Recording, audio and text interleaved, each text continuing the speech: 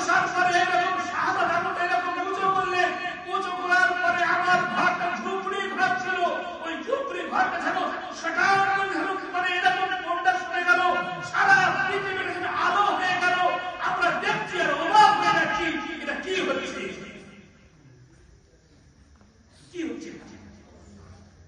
দোস্ত বুজুর্গ, রাসূলুল্লাহ সাল্লাল্লাহু আলাইহি ওয়াসাল্লাম সেদিন থেকে নিয়ে আর 40 বছর বয়স পর্যন্ত এত যেদিন থেকে মায়ের পেটে এসেছেন সেদিন থেকে মোজেজা শুরু হয়ে গিয়েছে, কেরামত শুরু হয়ে গিয়েছে, মানে অলৌকিক জিনিস শুরু হয়ে গিয়েছে। মায়ের পেট থেকে নিয়ে দুনিয়ায় আসার পরে জায়গা জায়গা জায়গা জায়গা মানে ওনাকে মোজেজা শুরু হয়ে গেল, মোজেজা দেখা দেখা আল্লাহ তাআলা শুরু করে দিয়েছে। যখন 40 বছর হয়ে গেল আল্লাহ নবুয়ত দিয়েছে, নবুয়ত দেওয়ার পরে যখন 50 বছর হয়ে গেল রাসূলুল্লাহ সাল্লাল্লাহু আলাইহি ওয়াসাল্লামের চাচাও মারা গেলেন, বিবিও মারা গেলেন।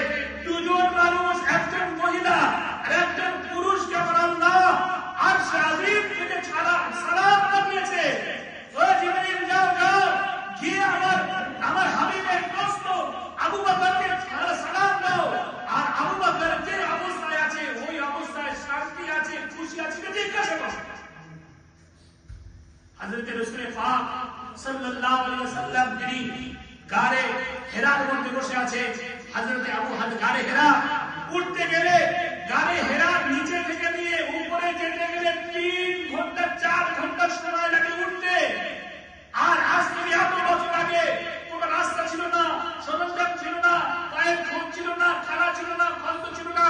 হযরতে 3 কিলোমিটার 4 কিলোমিটার দূরে মক্কা থেকে হুজুরের ঘর থেকে আর গারে হেরা যেটা ছিল, যেটা জামালের নূর বলা হয়, ওই নূরটাকে ওটাকে মানে আরাফাত এবং মিনা মুজদালিফার ওই পাঁচটাই পাহাড়টা আছে, ওই পাহাড়ে জায়গাতে হযরতে খাদিজা রাদিয়াল্লাহু তাআলা আনহা তিনি যেতেন, রাসূলের খানা নিয়ে যেতেন। রাসূলুল্লাহ সাল্লাল্লাহু আলাইহি ওয়াসাল্লাম দীর্ঘদিন 2 দিন 3 দিন 4 দিন 5 দিন 10 দিন সেই হেরার ঘর মধ্যে থাকতেন, ইবাদত করতেন, বন্দেগী করতেন, আল্লাহকে ডাকতেন, আল্লাহর সামনে নত হতেন।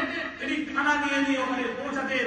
একদিন খানা নিয়ে গিয়েছে আর বলছেন, খাদিজা জানো জানো আরশে আজিম ওয়ালা, আসমান বানানে ওয়ালা, জমিন বানানে ওয়ালা, পাহাড় পর্বত চন্দ্র সূর্য গ্রহ তারা বানানে ওয়ালা আল্লাহ তোমাকে সালাম দিয়েছে, জানো তোমাকে সালাম দিয়েছে। হযরত খাদিজা রাদিয়াল্লাহু করে কেঁদে উঠেছে, বলছেন, হে খাদিজা রাদিয়াল্লাহু খালি আল্লাহ নেই, তার সাথে জিবরিল আমিন দিয়েছে।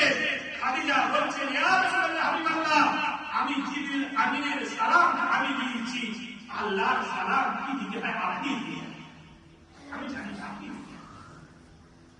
দোস্ত বুজুর্গ, দ্বিতীয় কাউকে দেওয়া হয়নি সালাম, দুজনকে সালাম দিয়েছেন। তিনি হলেন আউয়াল। যেদিন রাসূল বলেছেন আমি নবী, সেই দিন কোনো চুলচেরা নেই, কোনো ইসকাল নেই, কোনো প্রশ্ন নেই, সাথে সাথে বলেছেন সাদ্দাক্তা ওয়ারাকা, রাসূল আপনি সত্য বলেছেন, ঠিক বলেছে।